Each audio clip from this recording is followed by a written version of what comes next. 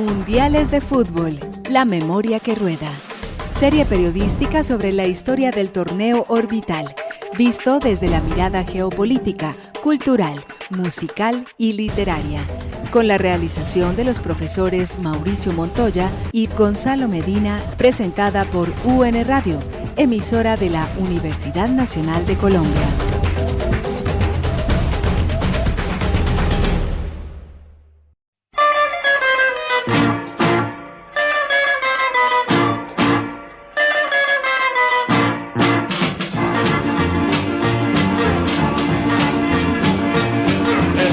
Del 62 es una fiesta universal del deporte del balón como consigna general.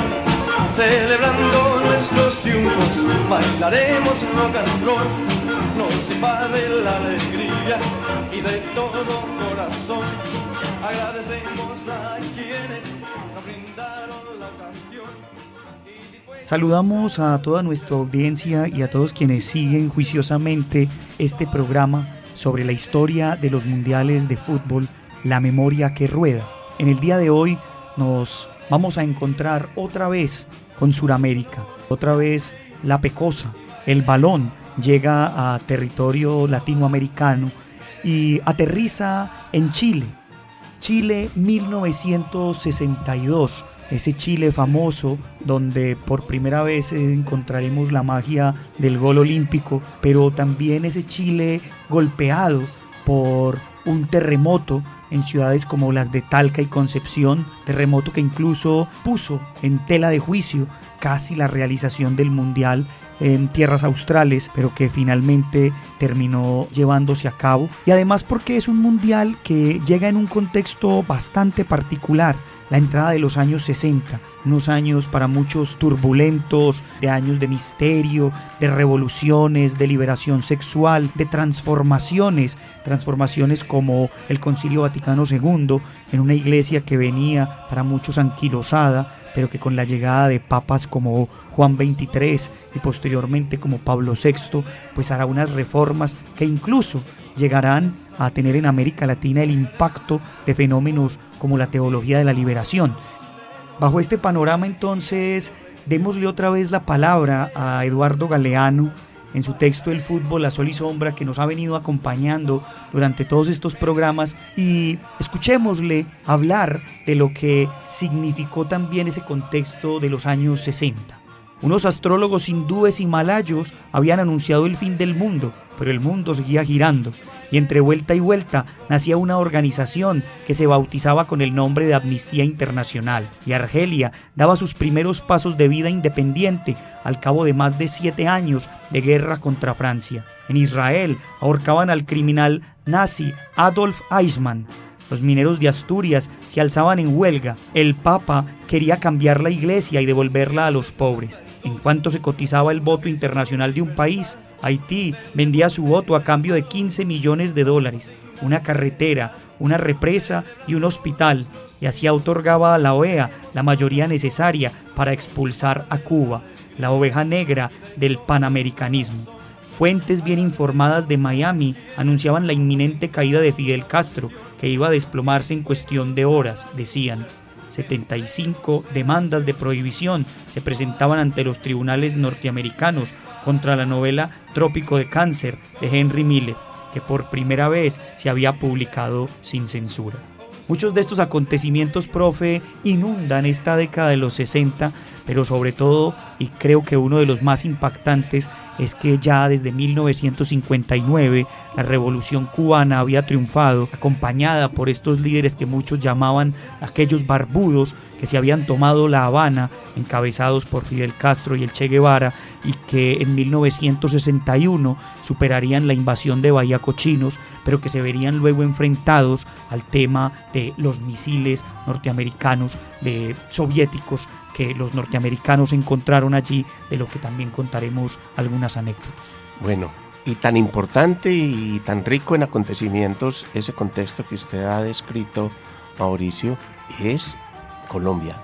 La Colombia de los años 60, de finales de los 50, en muchos sentidos. Primero, el pacto o el llamado Frente Nacional que se firmó en España entre Laureano Gómez y Alberto Lleras Camargo para tratar de poner fin a la violencia política desatada sobre todo con motivo del asesinato de Jorge Eliezer Gaitán. Y comienza entonces la sucesión de gobiernos producto de ese Frente Nacional en los cuales un candidato conservador y luego un liberal y así sucesivamente se fueron turnando en el manejo del gobierno y el Estado colombianos. Al mismo tiempo también el surgimiento como una especie de remanente, como una especie de resaca, por así decirlo, entre comillas, de esa violencia liberal de los años 50, es el surgimiento de las llamadas autodefensas, lideradas por Manuel Marulanda Vélez, su seudónimo, porque en realidad él se llamaba Pedro Antonio Marín, nacido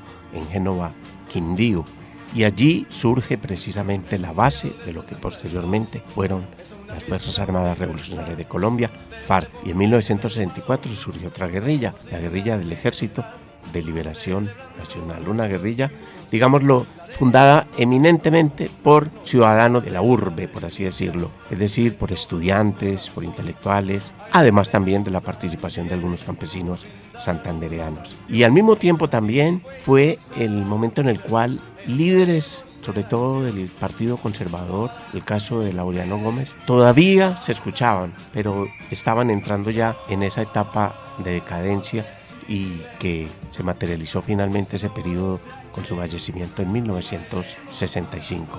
Entonces, eso, sumado a la participación ya por primera vez en la historia de la Selección Colombia en un Mundial de Fútbol, indudablemente que le dan a nuestro país un protagonismo muy, muy especial.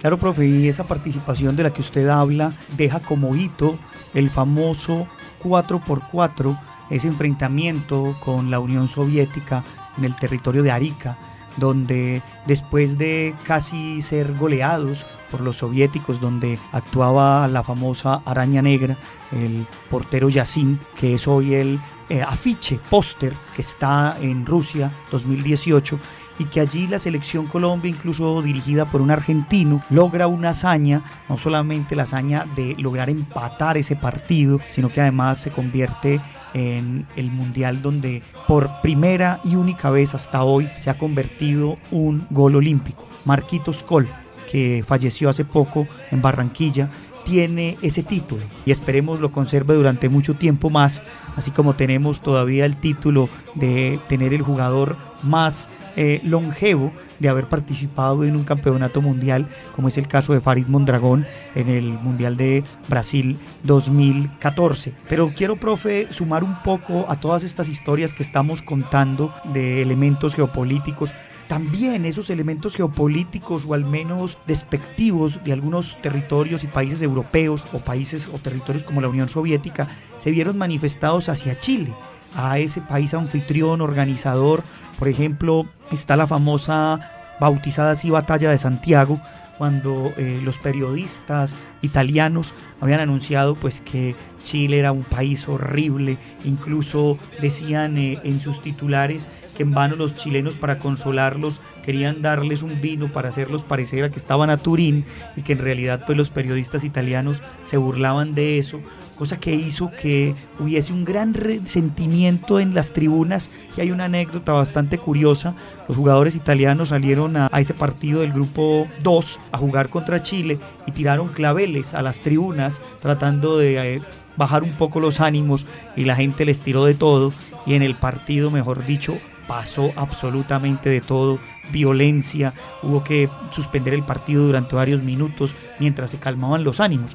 Y curiosamente, no contentos con eso, ya en instancias un tanto más definitivas, cuando en partidos de cuartos de final Chile se enfrentó a la Unión Soviética, pues también la prensa soviética y los mismos jugadores soviéticos quisieron burlarse del territorio chileno y también de los jugadores chilenos, y tras esa victoria de Chile, que superaría los cuartos de final, llegando a las semifinales para ser derrotado posteriormente por Brasil, tiene una anécdota muy curiosa, porque la prensa y muchos carteles populares en las calles de Santiago, después de la victoria contra los soviéticos por 2-1, titulaban o se escribía en las calles: subdesarrollados 2, refiriéndose a Chile, Europa 1, refiriéndose a los soviéticos. Creo que una respuesta bastante irónica a esa idea tal vez un poco todavía eurocéntrica de ver a Latinoamérica por debajo, no solamente en términos científicos, ahora también creyéndolo incluso en términos futbolísticos. Bueno, entonces yo quiero seguir con la faceta colombiana, por así decirlo, tanto en lo correspondiente a su participación en el Mundial de Chile, su primera participación, repito, como también lo que estaba ocurriendo en Colombia en ese momento. Y quiero que escuchemos por lo menos un fragmento de la voz de Laureano Gómez, tal vez uno de los mayores exponentes del pensamiento, digámoslo así, continuador del pensamiento fascista europeo, pero traído a la realidad colombiana, admirador incondicional de Francisco Franco, etc. Entonces vamos a escuchar, repito, un pedacito de una intervención de Laureano Gómez Castro, su nombre completo, hablando casi como una especie de añoranza y con un tono de preocupación sobre la existencia, la real existencia del Partido Conservador y por ahí derecho también de la existencia real de Colombia. ¡Ay del Partido Conservador! Si olvidando la doctrina se envenena con los personalismos. ¡Ay del Partido Conservador! Si rompiendo sus tradiciones y disciplinas se deja invadir por las estériles agitaciones politiqueras. ¡Ay del Partido Conservador! Si entrega sus destinos a las mentes equidistantes que sin fe ni amor al ideal en los momentos de peligro se repliegan al fiel de la balanza como trinchera de quietud y sosiego. Y ¡ay del país! ¡Ay de la República Cristiana! ¡Ay de la libertad!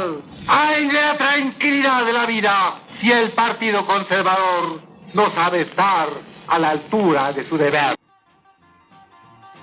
Escuchábamos entonces ahí esa voz del dirigente conservador, y vale también, profe, decir que son esos años también un tanto turbulentos en América Latina, donde surgen también una gran variedad de movimientos guerrilleros. No solo en Colombia está sucediendo este tipo de cosas, y que estamos también a portas de lo que será para muchos países del Cono Sur, incluido Chile, del que estamos hablando en esta ocasión, que sufrirán dictaduras militares aberrantes como las de Augusto Pinochet. Un poco siguiendo, profe, con ese contexto también colombiano, vale decir acá que durante los gobiernos conservadores del Frente Nacional, específicamente el de Guillermo León Valencia, pues se suscita lo que fueron los bombardeos a las llamadas repúblicas independientes, específicamente repúblicas como la de Marquetalia, ubicada en ese momento contextualmente en lo que es Tolima, pero también la República de Río Chiquito, en el Cauca, que de alguna manera fueron las bases ideológicas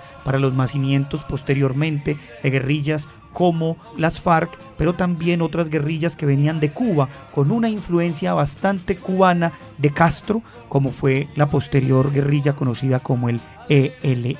Sí, esa expresión repúblicas independientes precisamente fue acuñada por el hijo de Laureano Gómez, que ya en ese momento venía haciendo carrera política, Álvaro Gómez Hurtado. Él fue quien acuñó esa expresión de repúblicas independientes como una manera de justificar todo lo que vino a continuación, que fue ya un bombardeo indiscriminado sobre esos municipios en donde se estaba gestando esa guerrilla, primero como una autodefensa, pero posteriormente ya como una guerrilla revolucionaria, las FARC. Y vale la pena también aprovechar la oportunidad, Mauricio, para que escuchemos un fragmento del entonces presidente de Colombia, Guillermo León Valencia, el abuelo de la hoy senadora electa Paloma Valencia, hablando precisamente de la actuación de su gobierno en cuanto se refiere a los bombardeos a las, entre comillas, repúblicas independientes de Álvaro Gómez Hurtado.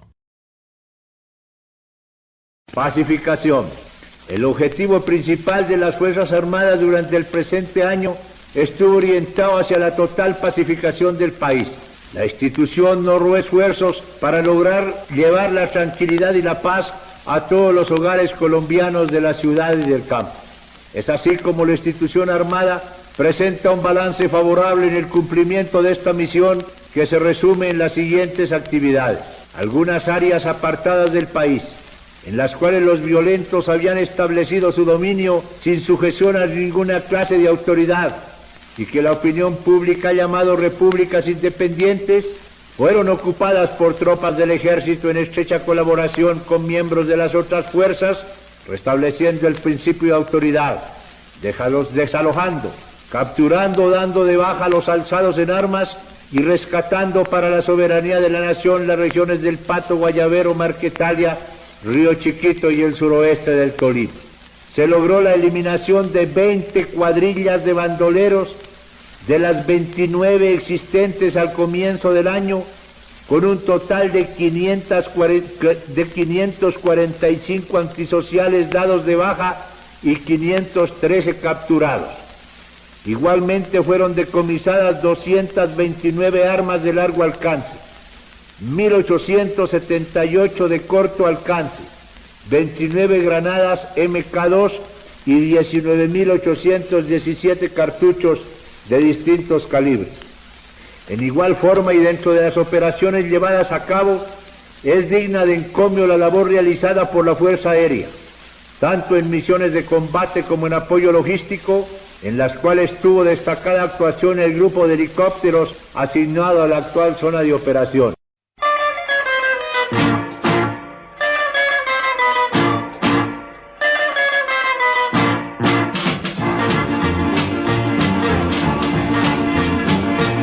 El Mundial del 62 es una fiesta universal del deporte del balón. Profe, retornemos un poco al ambiente futbolero, a Chile 1962 y ese campeonato mundial que, como decíamos, pues da sorpresas también.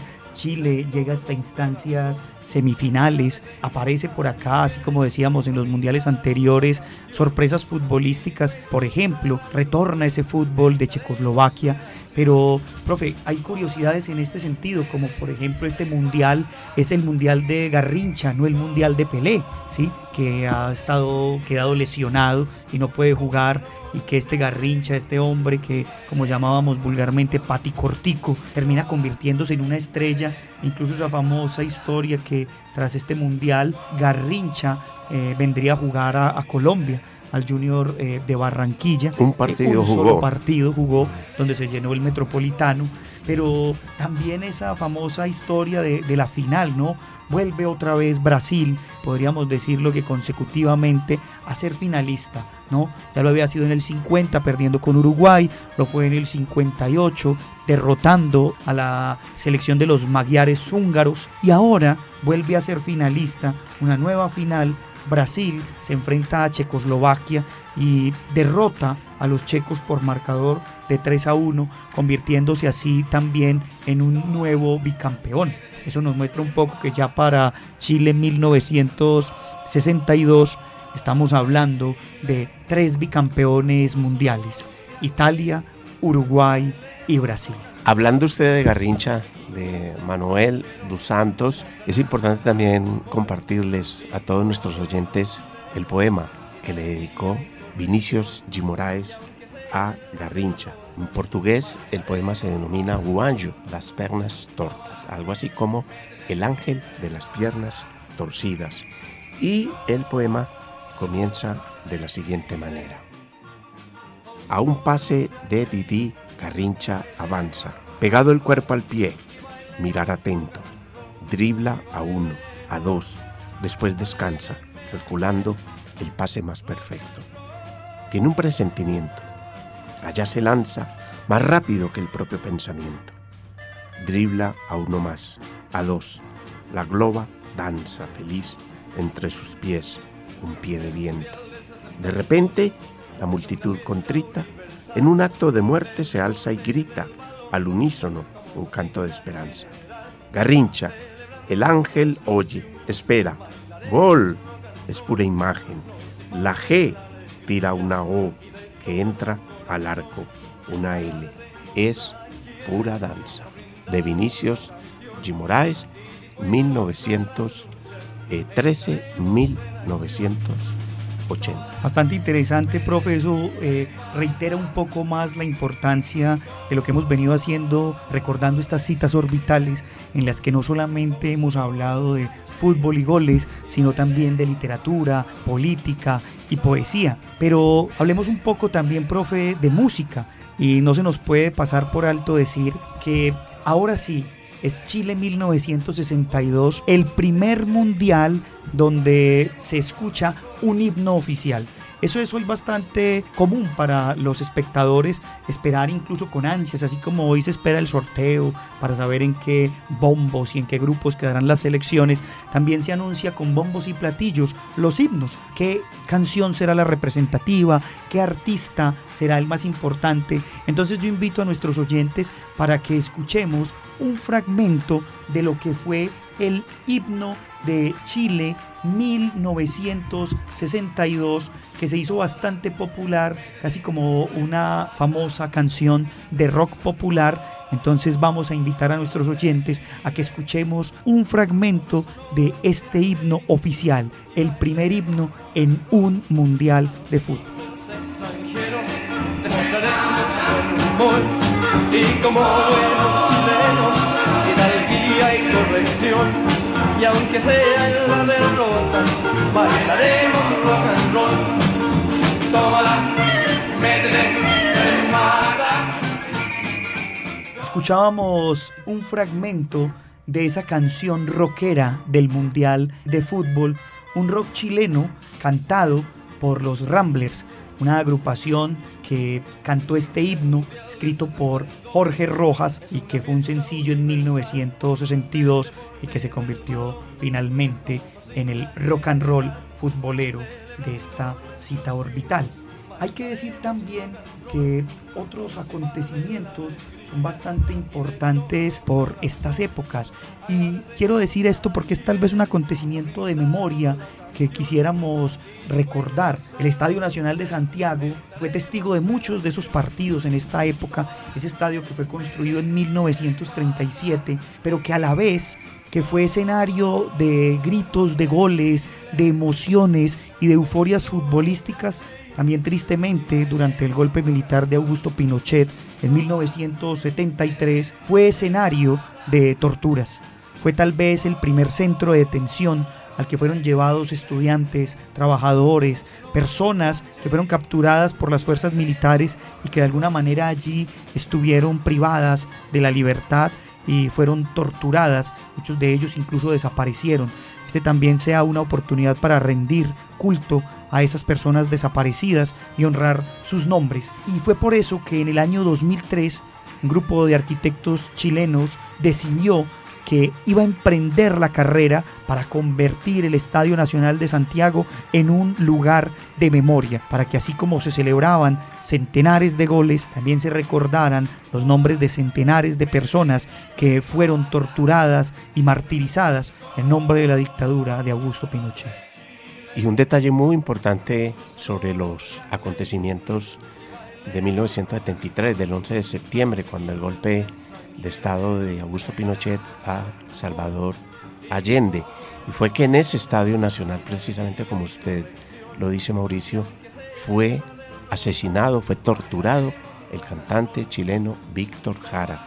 Yo, hablando aquí un poco en primera persona, estaba comenzando a estudiar la carrera de comunicación social en la Universidad de Antioquia, y estábamos en clase de antropología cuando entra un muchacho chileno que había podido escapar de Chile y que estaba en ese Estadio Nacional, y nos contó cómo a él le tocó presenciar la tortura que fue sometido el cantante Víctor Jara, a quien primero le cortaron las manos y en actitud desafiante lo invitaban a que cantara, si era capaz, a que tocara la guitarra, y poco a poco, digamos que se fue profundizando esa tortura hasta que finalmente fue fusilado.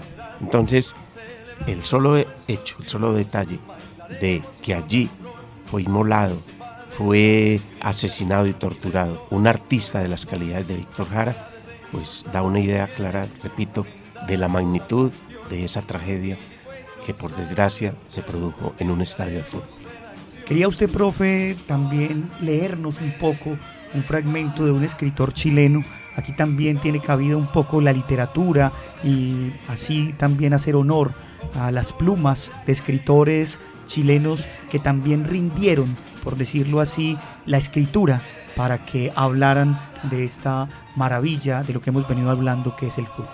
Sí, antes de eso un detalle, una consecuencia de tipo político de lo que fue el golpe militar de Augusto Pinochet, con toda esa cuota de desapariciones, de torturas, de persecuciones, la muerte trágica de Salvador Allende, quien todo indica que así fue, prefirió suicidarse antes que caer en manos de ese dictador chileno, originó que la entonces Unión Soviética, que tenía, digámoslo, un partido para definir quién de la Unión Soviética o de Chile iría al Mundial siguiente, en 1974 en Alemania, en protesta y en solidaridad con todos los desaparecidos y torturados y asesinados del Estadio Nacional, decidió no presentarse y automáticamente entonces Chile asiste de la manera más ilegítima en términos políticos al Mundial de Alemania 1974.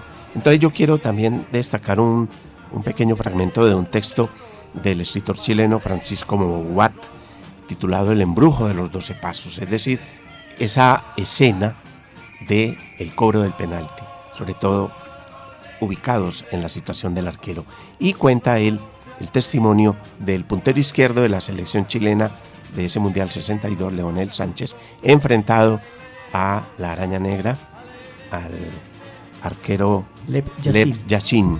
Y dice el testimonio de Leonel Sánchez: mientras me dirigía a colocar la pelota, miré a Yashin. Se movía de un lado a otro, agitando los brazos como para soltarse. Ahí me acordé de que estaba frente al mejor arquero del mundo de todos los tiempos. Me acordé también de que en esa gira él había atajado su penal número 100. Contra él habían fracasado los mejores especialistas del mundo. Le juro, fue la primera vez que me sentí nervioso. Yashin tomó su sitio y fue la única vez que nos miramos. Fue un segundo. Él tiene que haber recordado. Yo también. Comencé a retroceder sin darle la espalda y mientras tomaba distancia me fijé que él no estaba medio a medio. Los zurdos patean mejor a la izquierda del arquero. Alguna vez leí esa declaración de Yashin en una revista. Por eso me dejaba 3/4 de arco a su derecha para obligarme. Me pareció que hacía mucho rato que el árbitro había dado la orden cuando inicié el trote. A 2 pasos de la pelota y sin bajar la vista del ruso, comprobé que aún no se movía. Reduje mi marcha y, al levantar la zurda, Yashin saltó como un gato y se la crucé al lado en que mejor patean los zurdos. Golazo. Mauricio, pero no vamos a despedirnos sin antes escuchar siquiera un pedacito de la narración del gol olímpico de Marcos Kohl al arquero de la Unión Soviética, Lev Yashin. Es el segundo que cede la defensa rusa a favor de Colombia. Ya está colocando Marcos Kohl el esférico. El hombre atentamente se va a impulsar. Mucha atención. Se perfila hacia el desvío con pierna derecha. La bola balando y tiene una pelota. ¡Gol de Colombia! ¡Gol olímpico! ¡Gol olímpico de Colombia!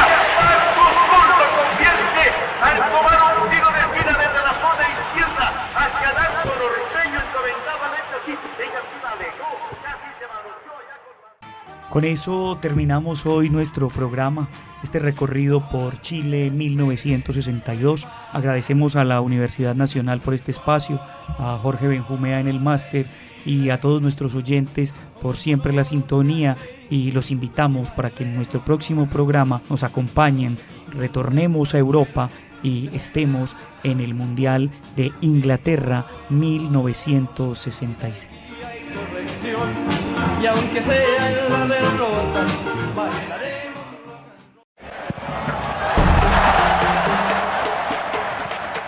Mundiales de Fútbol, la memoria que rueda.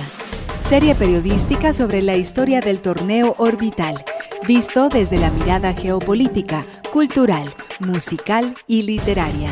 con la realización de los profesores Mauricio Montoya y Gonzalo Medina, presentada por UN Radio, emisora de la Universidad Nacional de Colombia.